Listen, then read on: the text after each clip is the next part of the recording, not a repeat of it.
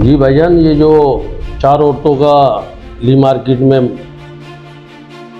किसी ज़ोरदार आले से गले काटे गए थे, जिसका मामला हल कर दिया गया। कोई वीडियोज या टिकटॉक बनाने का भी इशू था मामला।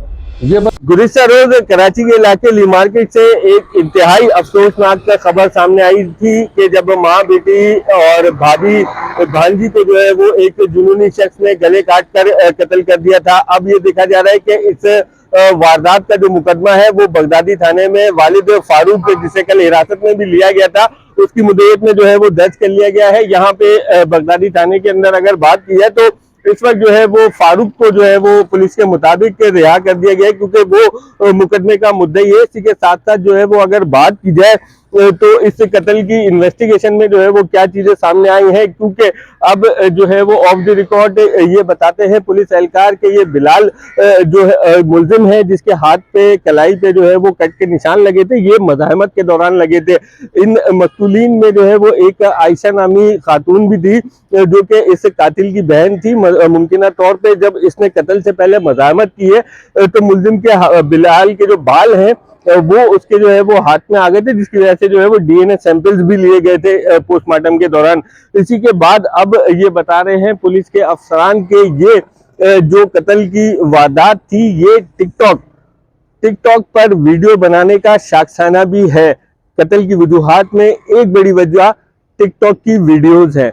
टिकटॉक पहले ही पाकिस्तान में जो है वो कई जिंदगियों के खात्मे का सबब बन चुका है और अभी ये जुनूनियत की हद तक पहुंच चुका है कि टिकटॉक बनाने की एक बड़ी वजह इसके साथ साथ जो है वो जिस पर मुलजिम ने 23 में आकर अपनी बहन, माँ, भांजी और भाभी को जो है वो कत्ल कर दिया। अब ये बताया जा रहा है कि इसके साथ साथ ही जो है वो कई अहम वजूहात थी, क्योंकि शमशाद बेगम के बारे में पता लगा है कि ये इनकी दूसरी शादी थी और फारूक से जो है वो इनके 6 बच्चे थे और 6 बच्चों और फारूक को लेके जो है वो आए रोज झगड़ा होता था। 15 कॉल की जाती थी और 15 जाके जो है वो उनके घर के मसले सॉर्ट आउट करती थी, लिहाजा ये घरेलू झगड़े जो है वो चलते आते थे। और मुद्दई जो फारूक हैं उन्होंने भी जो है ये बात बताई है अपने मुकदमे के मतन में कि जब ये तमाम तर वाकया हुआ और वो घर पहुंचा और उसने लाशें देखी हैं, तो बिलाल भी जब जो है कुछ देर के बाद घर पहुंचा तो उसके हाथ और कलाई पे जो निशानात थे कट के, उससे मुतालिक जब उससे पूछा गया तो वो कोई तसल्ली बख्श जवाब नहीं दे सका था।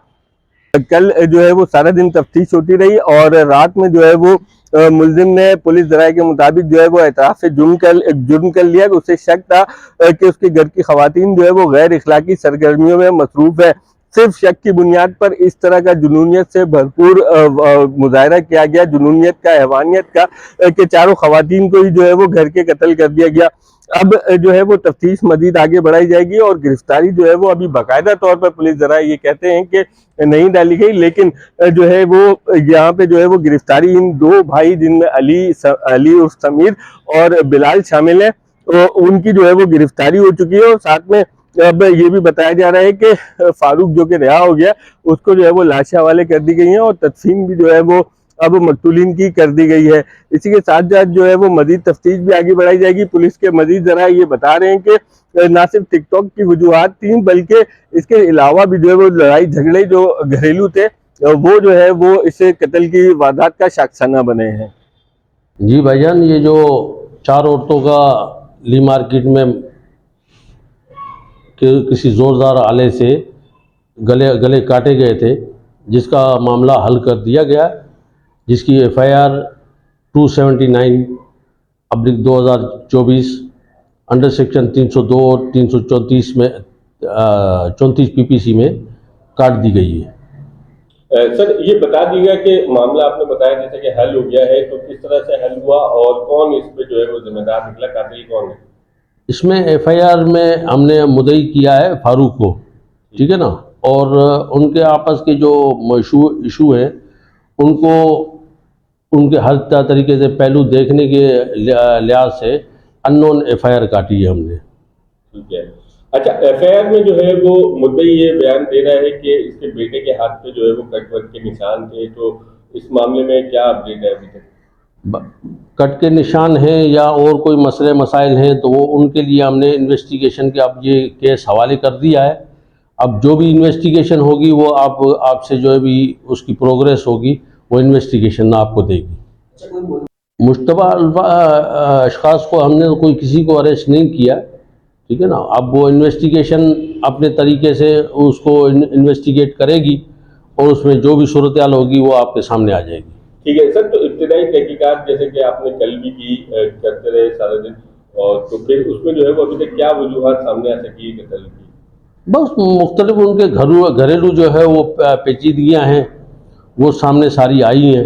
उसके लिहाज से वो अब किसी के भी घर में ज़्यादा वो उसके उनके फैमिली को अपना डिस्क्लोज करना वो मुनासिब नहीं है। ठीक है, तो सर कोई वीडियोज या टिकटॉक बनाने का भी इशू था मामला? ये बस अब उनके आपस के मामला थे, वो खुद ही जो है वो उसको सॉल्व करेंगे।